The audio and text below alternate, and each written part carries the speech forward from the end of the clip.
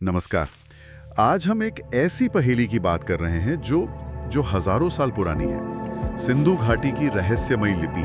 जी हाँ, वो लिपि जिसे आज तक कोई पढ़ नहीं पाया है। हमारे पास इस पर केंद्रित 2 दस्तावेज हैं और हमारी कोशिश रहेगी कि इसके अहम पहलुओं को समझें। मतलब ये कैसे मिली, क्या खासियतें हैं और इसे समझने में क्या मुश्किलें आई। बिल्कुल, ये लिपि जुड़ी है सिंधु घाटी सभ्यता से, वही उन्नत शहरी संस्कृति जो हमें 1920s-30s में हड़प्पा और मोहनजोदाड़ो की खुदाई से पता चली। अच्छा। इसी सभ्यता ने हमें ये लिपि दी है। इसमें 400 से ज्यादा, कुछ लोग तो कहते हैं 700 के करीब अनोखे चिन्ह हैं। 400 से 700 काफी ज्यादा है। और ये हमें मिलते कहाँ हैं, क्या चीजों पर? देखिए, ज्यादातर तो ये छोटी छोटी मोहरों पर मिले हैं। मोहरे, स्टैम्प्स जैसे? हाँ, वैसी ही। और मिट्टी के बर्तनों के टुकड़ों पर, कभी कभी तांबे की पतली पट्टिकाओं पर भी। और एक खास बात यह है कि लेख बहुत छोटे हैं, औसतन बस 5 चिन्ह। सिर्फ 5 चिन्ह? मतलब कोई लंबा टेक्स्ट नहीं है? नहीं, ज्यादातर नहीं।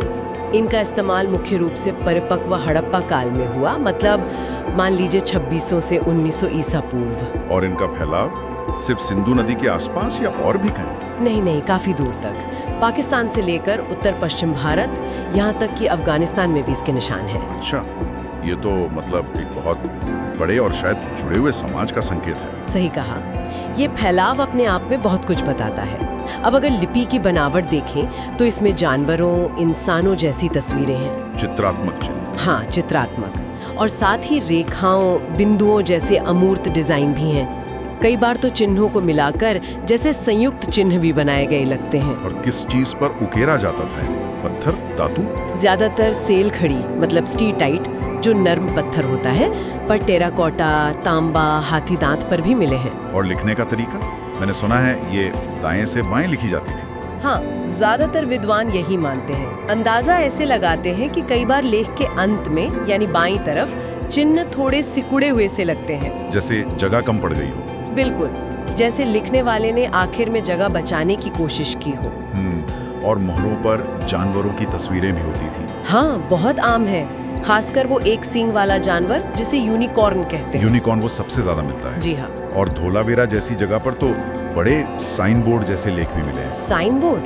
मतलब सार्वजनिक जगहों के लिए? शायद, ऐसा अंदाजा लगाया जाता है। लेकिन फिर वही सवाल, अगर इतने सबूत हैं तो इसे अब तक पढ़ा क्यों नहीं जा सका? क्या मुश्किलें हैं? मुश्किलें तो कई हैं और काफी बड़ी हैं। सबसे बड़ी चुनौती तो यही है कि लेख बहुत छोटे हैं। हाँ, वो 5 चिन्ह वाली बात। वही। और हमारे पास कोई रोजेटा स्टोन जैसी चीज नहीं है, मतलब कोई द्विभाषी लेख जिससे मदद मिलती। अच्छा, हाँ, हमें ये भी पक्के तौर पे नहीं पता कि इन चिन्हों के पीछे भाषा कौन सी है। और तो और कुछ विद्वान तो ये भी सवाल उठाते हैं कि क्या ये वाकई कोई भाषा लिखने का सिस्टम है भी? क्या मतलब? ये भाषा नो, ये कैसे हो सकता है? हाँ, कुछ शोधकर्ता हैं जैसे फार्मर्स, ब्रॉयट, विट्जेल, उनका यही तर्क है। वो कहते हैं कि शायद ये लिखने की प्रणाली न होकर धार्मिक या सामाजिक पहचान वाले प्रतीक हों, सिंबल्स। लेकिन क्यों, किस आधार पर? उनके तर्क वही हैं, लेख छोटे हैं, बहुत सारे चिन्ह ऐसे हैं जो बस एक आध बार ही आए हैं। अच्छा। और वो कहते हैं कि किसी भाषा में जो पैटर्न दोहराए जाते हैं वो इसमें कम दिखते हैं। पर क्या सभी यही मानते हैं? इसका कोई खंडन नहीं हुआ? नहीं, बिल्कुल हुआ है। आस्को पारपोला और राजेश राव जैसे विद्वानों ने कंप्यूटर विश्लेषण का इस्तेमाल किया है। एक तकनीक है कंडीशनल एंट्रोपी। कंडीशनल एंट्रोपी, ये क्या होती है? ये एक तरह से देखती है कि चिन्हों के क्रम में कोई अंदरूनी बनावट, कोई पैटर्न है या नहीं, जैसा भाषा में होता है। हाँ। उनके विश्लेषण से लगता है कि इसमें भाषा जैसी संरचना होने की संभावना है। तो बहस जारी है। अगर ये भाषा है तो कौन सी? द्रविड़ भाषा वाली बात काफी सुनने में आती है। हाँ, वो सबसे मजबूत और चर्चित सिद्धांतों में से एक है।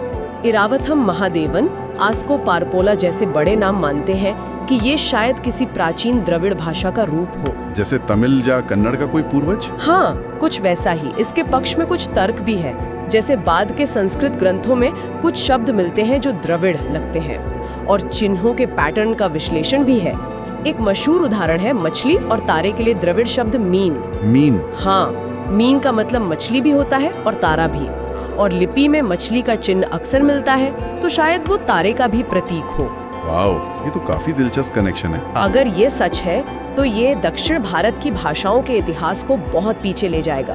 लेकिन फिर कुछ लोग इंडो आर्यन सिद्धांत भी देते हैं, जैसे एस.आर. राव। हाँ, राव का मानना था कि ये वैदिक संस्कृत से जुड़ी हो सकती है, लेकिन उनके सिद्धांत को ज्यादा समर्थन नहीं मिला क्योंकि समय का थोड़ा मेल नहीं बैठता। कालानुक्रमिक विसंगति। हाँ, और सिंधु सभ्यता में घोड़ों का वो महत्व नहीं दिखता जो इंडो आर्यन संस्कृति में था। अच्छा, और दूसरी सभ्यताओं से कोई लिंक, सुमेरिया वगैरह? व्यापारिक संबंध तो थे, पर लिपि बिल्कुल अलग लगती है।